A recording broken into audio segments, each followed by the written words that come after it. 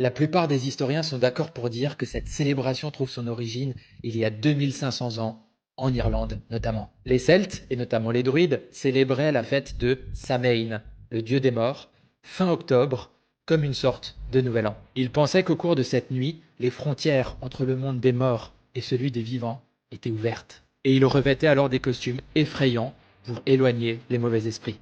Les Celtes exécutaient des rites religieux très particuliers. Par exemple, les druides allumaient un feu sur un autel, et chaque chef de famille recevait une braise à placer dans sa cheminée pour protéger sa maison des démons. Des siècles plus tard, au 8e siècle, apparaît la fête de la Toussaint.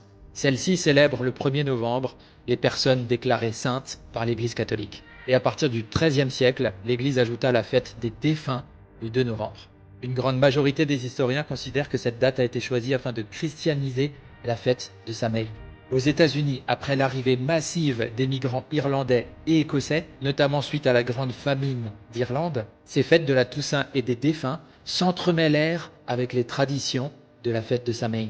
Voici comment apparaît la fête de The Eve of All Hallows Day, c'est-à-dire le soir de tous les saints. Ce nom se transforme progressivement en All Hallows Even, puis en Halloween. Elle y gagne en popularité à partir des années 1920.